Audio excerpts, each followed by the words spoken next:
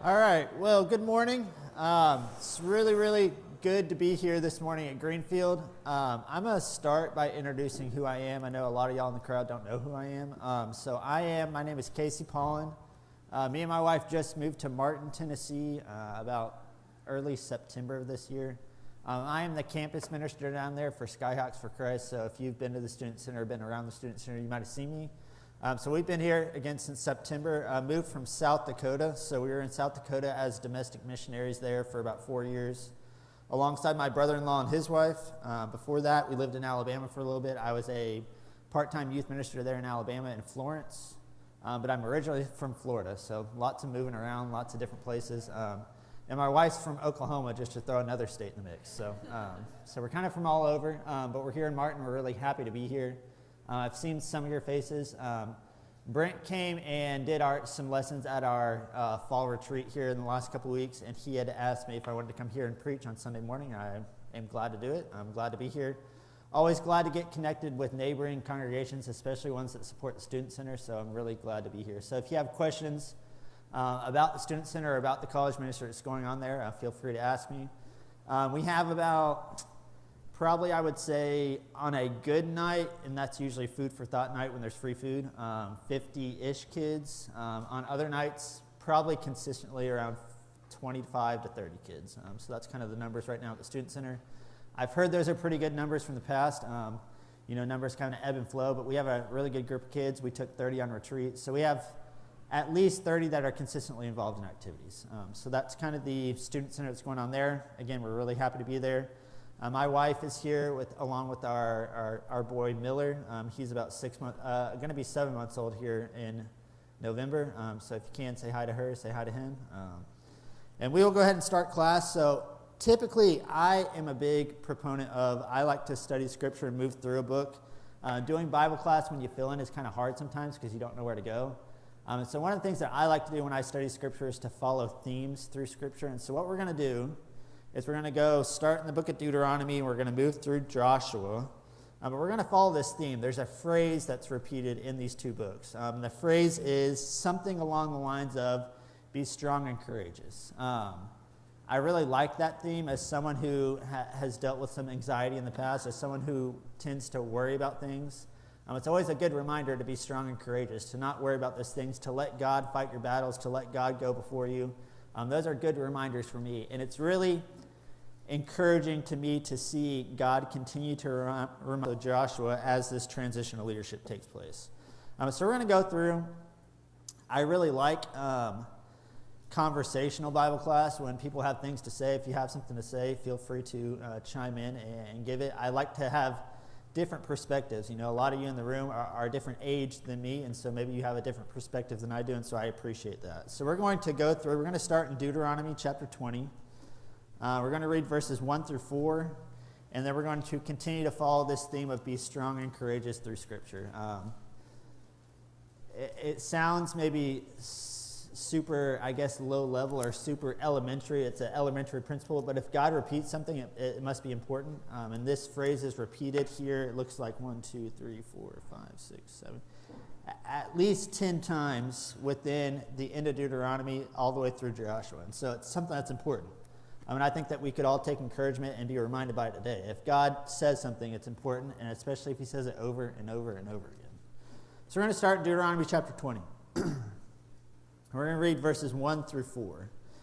It says, when you go out to battle against your enemies and see horses and chariots and people more numerous than you, do not be afraid of them, for the Lord your God is with you, who brought you up from the land of Egypt. So it shall be when you are on the verge of battle that the priest shall approach and speak to the people, and he shall say to them, Hear, O Israel, today you are on the verge of battle with your enemies. Do not let your heart faint, do not be afraid, and do not tremble or be terrified because of them, for the Lord your God is he who goes with you to fight for you against your enemies to save you. All right, so that phrase, and it's not always exactly verbatim, but it's really usually pretty close. So the phrase that we're going to, follow this theme of is the end of verse number 3. Do not let your heart faint. Do not be afraid. Do not tremble or be terrified because of them. I like to mark in my Bible. I don't know if anybody else does, but I've underlined all these phrases in red so that when I open my Bible and I get to the end of Deuteronomy, beginning of Joshua, I can see clearly that this theme continues. Okay, so does anybody have any What's the main encouragement as far as the placing of this phrase in Deuteronomy chapter 20, verses 1 through 4? So we have that phrase at the end of verse number 3. What's the encouragement behind it? What's happening here that God senses the need to say this to his people?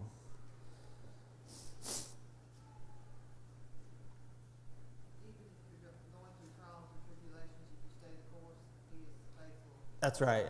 For me, I like to kind of like really summarize things. And so for me, and I've taught a lesson on this before, like a Sunday morning lesson, but be strong and courageous on the verge of battle. So these people are about to go into battle. They're about to go into battle with another enemy. And even if they're more numerous than you, it says, do not be afraid. Even if it seems like the odds are stacked against you, you're never going to come out on the other end. You know, first thing that comes to my mind is David and Goliath. Even in that situation, be strong and courageous, because the Lord your God, he is the one who goes with you to fight for you against your enemies to save you. I think that in and of itself is a theme in Joshua, is that God is the one who's fighting the battles. If they are consistent and stay with God and stay on God's side and trust in God, God is ultimately the one that fights their battles. Anything else on 21 through 4?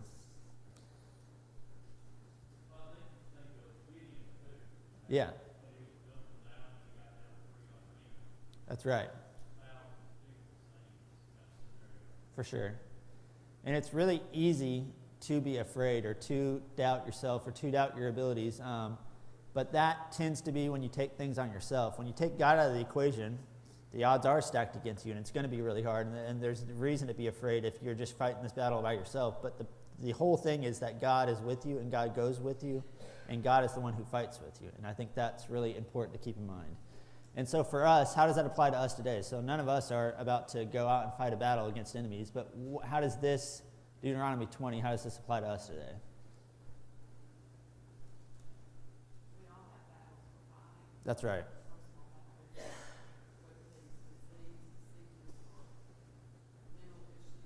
For sure.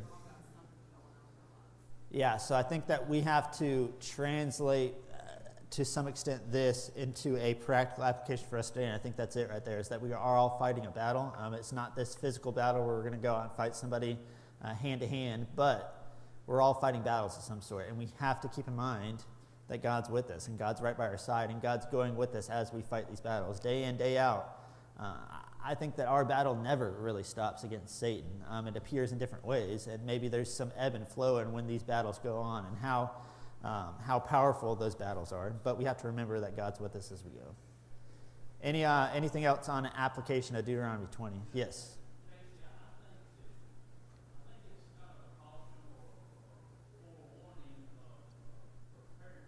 Yes.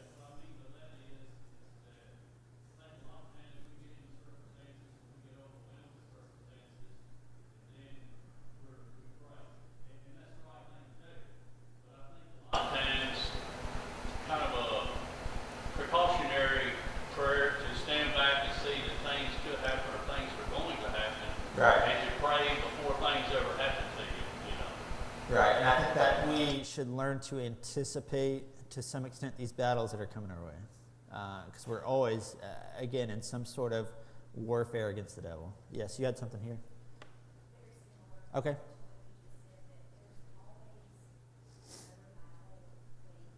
Yeah. That's right. That's right. For sure. I think it's interesting that this passage here, it doesn't say in the middle of the battle. I think we're going to get to that at some point in some of these verses. But it says on the verge of battle. This is verse number 2. It says, so it shall be when you are on the verge of battle, the priest shall approach and speak to the people, and he shall say to them. So this is what the priest is saying to the people. This is a reminder that the priest is giving his people when they're on the verge of battle. He knows a battle is coming. It's on the horizon. They're not necessarily in it yet, but they are preparing for the next battle that's to come. And I think that's a reminder for us. Anything else? Deuteronomy 20. Don't panic. That's right. Don't panic. A lot easier said than done, right? It's really easy to panic. It's really easy to get overwhelmed, to worry, to stress. I was just telling my wife this week, I have to remind myself a lot of that. But I have a busy week coming up. There's a lot of school assignments that I have due. There's a lot of things going on at the Student Center this week. I got to preach again next week, Martin, on Sunday morning. So, like, there's a lot of things, and I could easily stress and maybe spiral about that, but at some point I just got to take a deep breath and just don't panic. I'm going to get it done. We're all going to get it done. We all have things maybe going on this week, this month, whatever. It's a busy time of year, but I think the point is don't panic and let God help you through those battles. I think sometimes we take it all on ourselves, and we want to do it ourselves, and we want to do it our way, and it's really easy to become overwhelmed like that. But God's with us. God's fighting alongside us. God's fighting for us, and we need to remember that. Anything else? Deuteronomy 20. All right, now let's flip to Deuteronomy 31.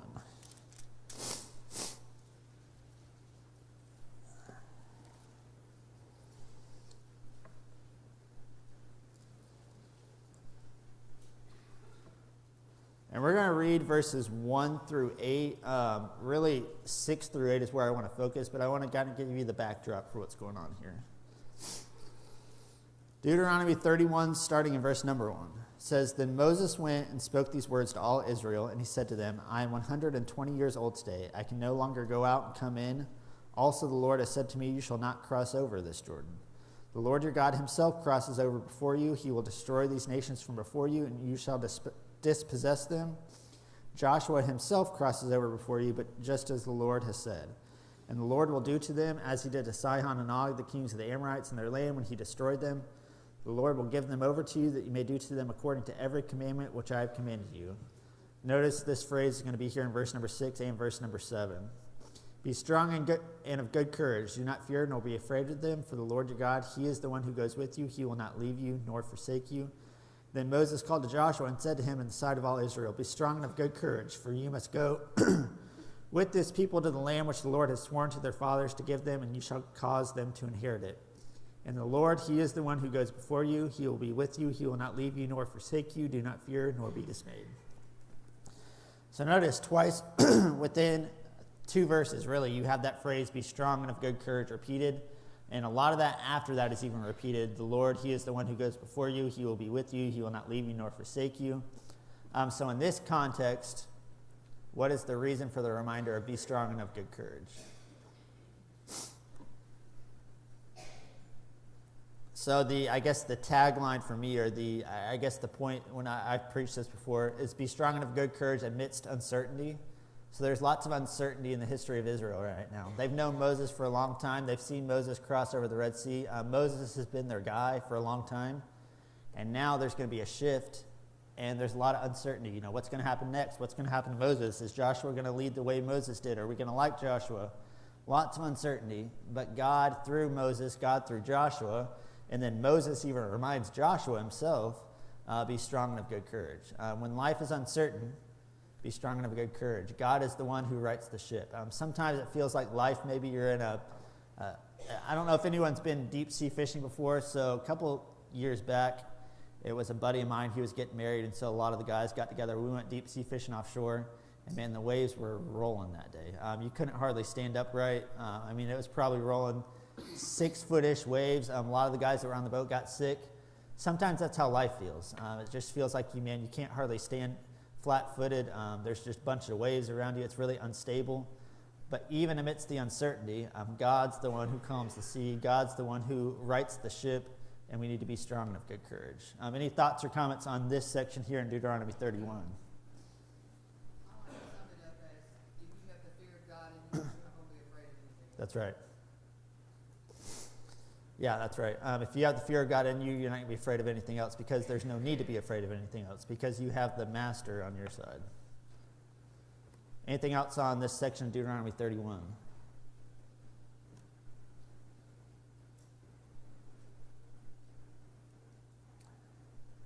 So even if your life feels like maybe it's spiraling out of control, my encouragement to you is be strong and of good courage. Let the master right the ship. Let the master lead the way. Let the master lead you in the right direction. A lot of times it does feel like life's out of control, and there's just lots of, chaotic situations and lots of things going on in life that we feel like we have no control over, and that's exactly the point, is we have no control over it. God does, though. God can guide us in the right direction. All right, next is going to be same chapter, Deuteronomy 31, verse number 23. And I'll start in verse number 22. 22 and 23 of the same chapter of Deuteronomy 31. It says, "Therefore Moses wrote this song the same day, and he taught it to the children of Israel. Then he inaugurated Joshua the son of Nun and said, 'Be strong and of good courage, for you shall bring the children of Israel into the land of which I swore to them, and I will be with you.'"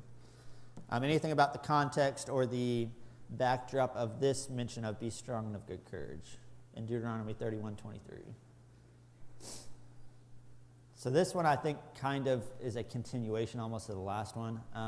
So for me, I have "be strong and of good courage" when you navigate changes. There's a big change here. It's the change of leadership from Moses to Joshua. Joshua, I guess from the world's perspective, had every reason to be terrified of what's to come. He's filling big shoes. It seems like any little mistake he would make would probably be under the microscope, because Moses, in most respects, was a great leader. He was a really great leader. He had his flaws, he had mistakes he made, but for the most part, Moses was really the guy that a lot of Israel would have looked to. And so he's filling big shoes. Could have been really terrified about it. As a minister, if you go somewhere and someone has done a really good job at ministry, that's some really big shoes to fill, because you feel like you have to keep up the course, keep up the work that they had done. And that can be terrifying. It can be really easy to be afraid of that. Joshua could have been really afraid, and I think that's one of the reasons that God says constantly to him, "Be strong and of good courage." I've got your back. Don't feel like you're doing this alone. Don't feel like you are alone. I know that you're filling big shoes, but God is one that helps him to fill those shoes. Anything on Deuteronomy 31:23?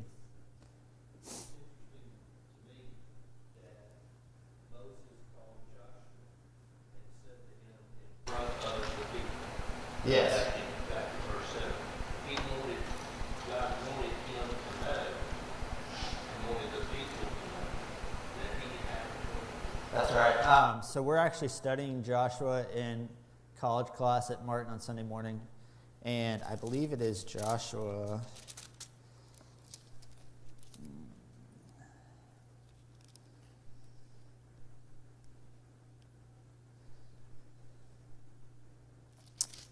There's a section in the book of Joshua, I think it's when they cross the Jordan, that basically God says, now the people know, now the people can see that I'm with you as I was with Moses. And I think a lot of things God does in public in front of everyone to show that God's with Joshua just like he was with Moses. It could have been really easy for the people to doubt that Joshua was going to do the job that Moses did, but God continually shows. And I think it's a really good point that in this chapter, verse 31, that's verse 7. Moses called Joshua and said to him in the sight of all Israel. This is done in the sight of everybody. Everybody is a witness of it. Nobody can deny it. And that's a good reminder for us. Anything else? Deuteronomy 31:23.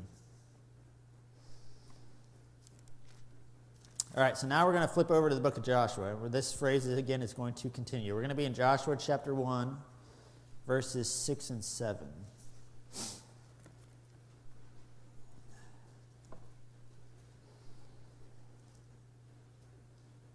Joshua chapter 1, starting verse number 6, it says, "Be strong and of good courage, for to this people you shall divide as an inheritance the land which I swore to their fathers to give them. Only be strong and very courageous, that you may observe to do according to all the law which Moses my servant commanded you. Do not turn from it from the right hand or the left, that you may prosper wherever you go." Okay, so in this context, in this instance, what's the reminder for us? How does this connect that God inserted here, this idea of be strong and courageous? He does it twice here in verses 6 and 7. So for me, this one's phrased a little bit different, but we show that we're strong and courageous by our willful submission to God. We show that we fully trust in God. We show that we're strong and courageous by willfully submitting to God and his word. There's that whole section there in verse number 7. "Be strong and courageous, that you may observe to do according to all the law which Moses my servant commanded you. Do not turn away from it from the right hand or to the left, that you may prosper wherever you go." And so we actively show in our lives that we're strong and courageous by willfully submitting to God and being willing to do what God wants us to do and be willing to act the way God wants us to act. This one is a good reminder for me. I wonder how many people know that I serve God by how strong and courageous I am in my life. Sometimes as Christians, it's really easy to get wrapped up in the world and to freak out about things and to, again, act like your life is kind of out of control. But if anybody should have the ability to be strong and courageous, it should be us as Christians. And we need to actively show that in our lives in the way we act. And so we do that by being willfully submitted to God and his word.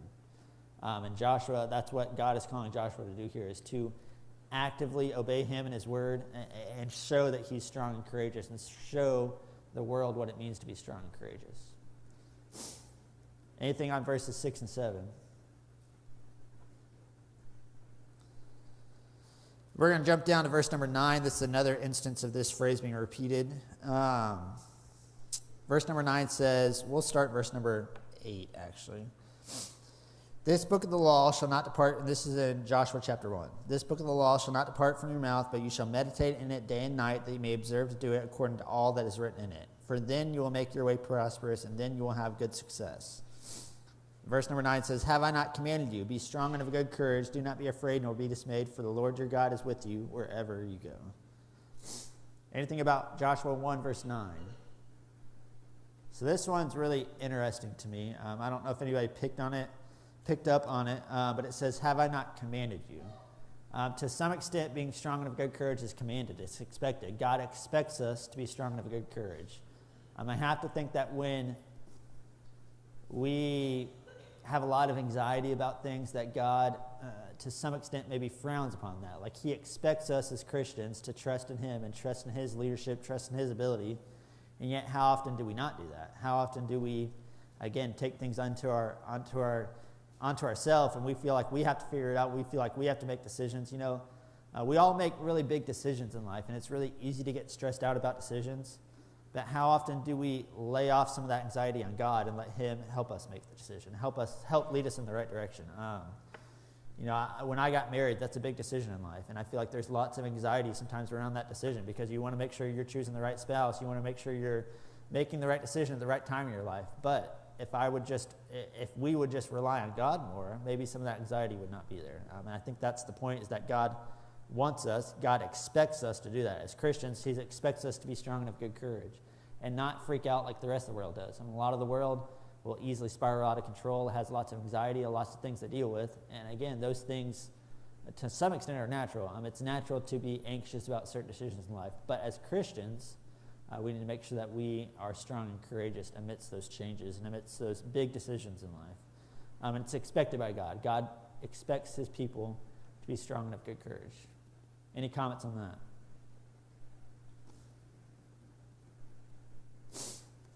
All right, we're going to go to verse number 18 of chapter 1.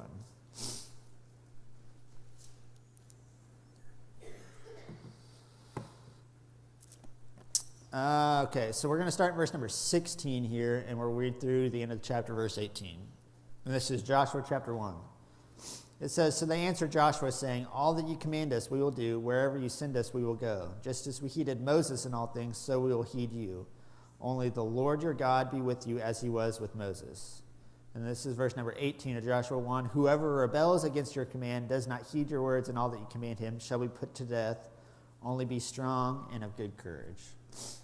All right, what is the main premise of this instance of this repetition of this phrase, be strong and of good courage?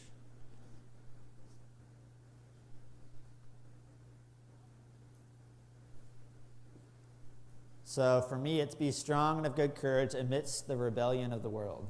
The world around us is going to rebel. The world around us is full of sin.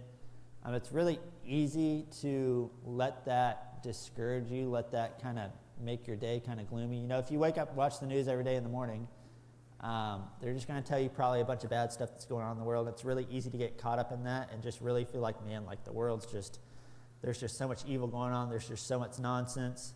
But notice here, it says, whoever rebels against your command, does not heed your words and all that you command him, shall be put to death. And then the next phrase is, only be strong and of good courage. Even amidst that, even amidst those who rebel, even amidst a sinful world, know what side you're fighting on and be strong and of good courage. It's really easy to let evil kind of just really just make you have a gloomy day, make you have a gloomy life. Like if you're so caught up in the evil of the world, it's really hard to be strong and of good courage and realize that you're on the right side of things and that God's fighting with you. Any questions, comments around that?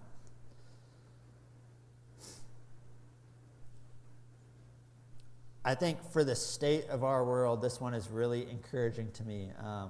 If you were to watch the news probably today, I mean, there's just so much gloominess, there's so much evil, there's so much nonsense, there's so much hate that goes on in the world, and it's really easy to become consumed by that. I think that's kind of what mainstream news wants you to do, is just be consumed by negativity. But again, notice in verse 18, only be strong and of good courage. You know, we don't have to become consumed by that. We don't have to become discouraged by that. Yeah, the world is evil, but we can live as we should as Christians, and we can be strong and of good courage. We can be the alternative to the negativity that the world wants us to become consumed with. Anything else on 118? All right, we're going to go to chapter 8, verse 1.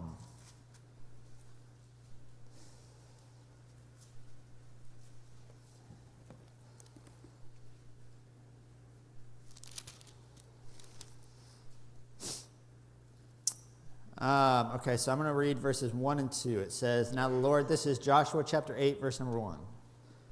Now the Lord said to Joshua, Do not be afraid, nor be dismayed. Take all the people of war with you, and arise, go up to Ai. See, I have given it into your hand, the king of Ai, his people, his city, and his land.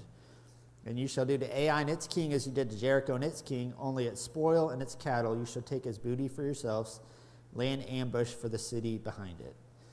Okay, so chapter 8, I think it's really important to know what this follows. So what happens in chapter 7? If anybody has some Bible headings they can look at, or just kind of knows the story of Joshua, what happens in chapter 7? Okay, that's right. What happens, so let's go back one more chapter. What happens chapter 6?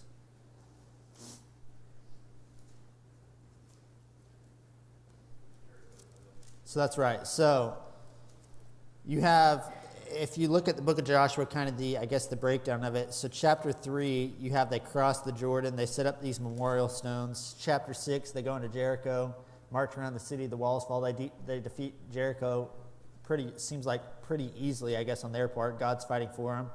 And then that's followed right after that is they're defeated at Ai. They're really on this high horse. They really have done some great things. They're ready to take over the land, and then all of a sudden they're defeated. And it's because Achan took of the things that were not supposed to be taken of. And so I want you to remember that as we look at verse number 1. After that defeat, God says to Joshua, Be strong, do not be afraid, nor be dismayed. Take all the people of war with you, and arise and go up to Ai. So the city that they had just lost to because Achan took from the camp. So after this defeat, after a failure of some sort, God reminds Joshua, Be strong and of good courage. I think the placement of that is really important. After their defeat at Ai, Achan did what he did, and him and his family were stoned. God reminds Joshua, Be strong and of good courage. So what's the importance of the placement of this instance of Be strong and of good courage? This may be kind of elemental to anybody being, but I look at that as AI is artificial intelligence. They are not wise. They think they are, Yeah. but they're not. Versus almighty intelligence. That's right. He knows everything. He knows every hair on our head. If we can't trust him, we don't have to pray. That's right. I think that's a good point. Anything else on 8 verse 1 and why this instance of Be strong and of good courage?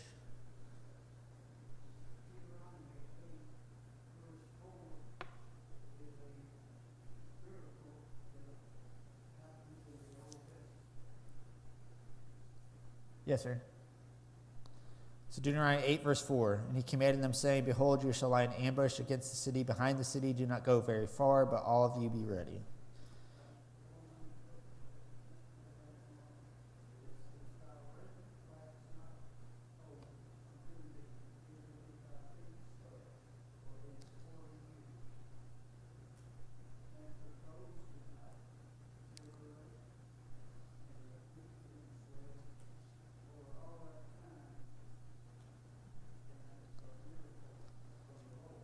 Yes, sir. Yes, sir. So I think for us today, even after failure, God's telling us, pick yourself up, dust off your feet, and be strong and of good courage. So there's going to be times where we fail, we fall flat on our face, where we do things we know we ought not to, where things just don't seem to go our way, where we get a diagnosis we weren't expecting. But God expects us to stand back up, wipe the dust off our feet, and continue on in the right direction. And the same thing's here. It had been really easy for Joshua to become very discouraged by this defeat at Ai. This is their first big defeat as far as entering the land. Right off the heels of a really big success against Jericho, a really big success of crossing the Jordan, doing that miraculously. And God is reminding Joshua along the way, be strong and of good courage. It's something that he said to him many, many times. I think the placement is key in a lot of this, is that there are certain times in life where we need to be reminded of this. Anything else on Joshua 8, verse 1?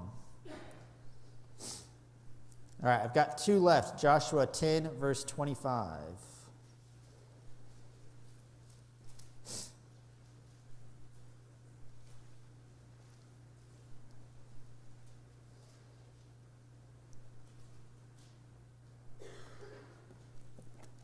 We're going to start verse number 24, and we'll go down through verse 27. It says, "So it was, when they brought out these kings to Joshua, that Joshua called for all the men of Israel and said to the captains of the men of war who went with him, 'Come near, put your feet on the necks of these kings.' And they drew near and put their feet on their necks. Then Joshua said to them, 'Do not be afraid, nor be dismayed. Be strong and of good courage, for thus the Lord will do to all your enemies against whom you fight.' And afterwards Joshua struck them, killed them, and hanged them on 5 trees, and they were hanging on the trees till evening. So it was at the time of the going down of the sun that Joshua commanded, and they took them down from the trees, cast them into the cave where they had been hidden, and laid large stones against the cave's mouth, which remain until this very day." All right, what is the importance of this placement of be strong and of good courage? Joshua 10:25.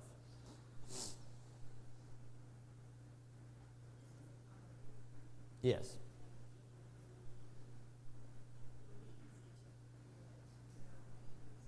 That's right.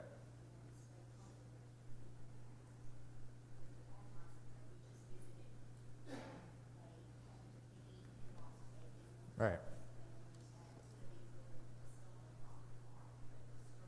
For sure.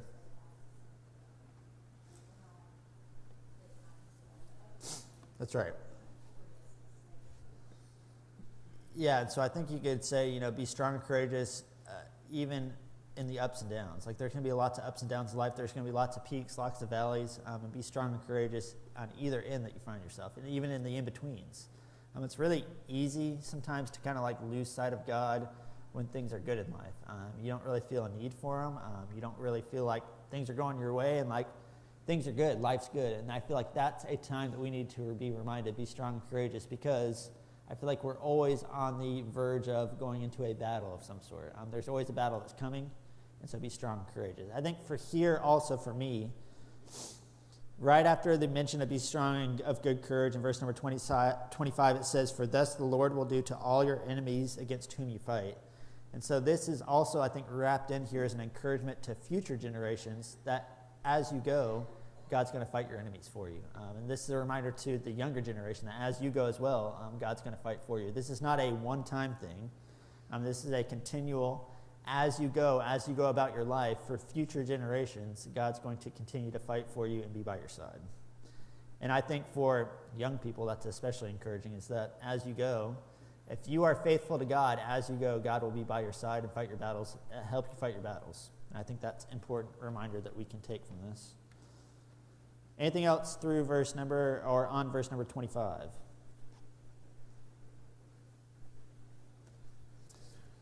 All right, the last one that I have is chapter 23, verse number 6.